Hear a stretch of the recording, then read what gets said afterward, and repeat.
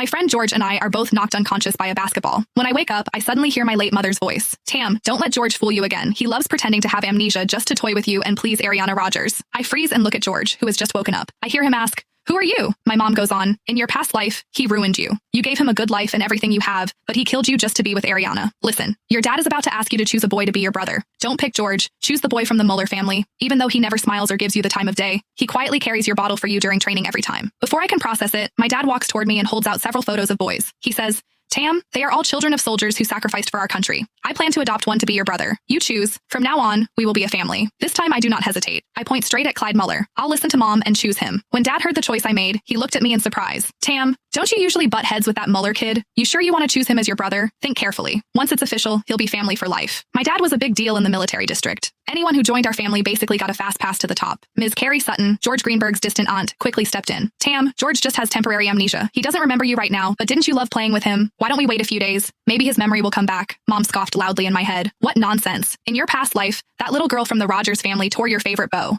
You barely said anything, yet George locked you outside. You stood in the rain for so long you almost got sick. In the end, it was that Mueller boy who came looking for you with an umbrella. He kept saying what a hassle, but still draped his coat over you." Hearing that, something in my chest tightened. I didn't understand why mom kept talking about the past life, but every word weighed on me, like something heavy was pressing against my chest. Besides, Ariana Rogers had always been the person George cared about most. They were always playing house together, and I was the one left out. "Dad, I've decided. I want Clyde Mueller as my brother," I said firmly. Dad put the photos away and gently ruffled my hair. "All right, I respect your choice. In 2 days, I'll host a dinner and make it official." Mom let out a long breath.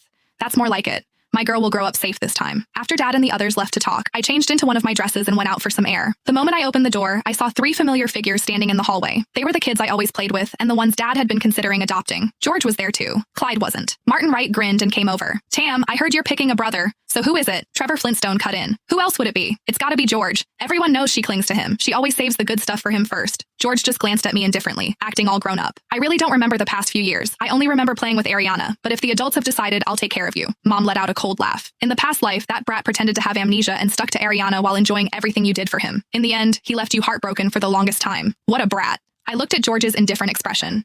If mom hadn't warned me, I probably would have believed him again. In the past, I used to trust him so much. I really thought he liked being friends with me. I still remembered my birthday 3 years ago. He gathered all the kids around to sing the birthday song for me, his eyes shining as he said, "Tam, I'll protect you forever." At that moment, I was so touched I nearly cried. From then on, I followed him everywhere. I never imagined he actually preferred playing with Ariana all along. He'd only been nice to me because of my dad. And now, he was just pretending to have amnesia so that he could openly say he liked being with Ariana while still agreeing to take care of me so that dad would adopt him. As if things were that simple. What a jerk. I held back from exposing him and thought that I would let him enjoy himself for 2 more days. Honestly, I really wanted to see the look on his face when he heard dad's announcement in person.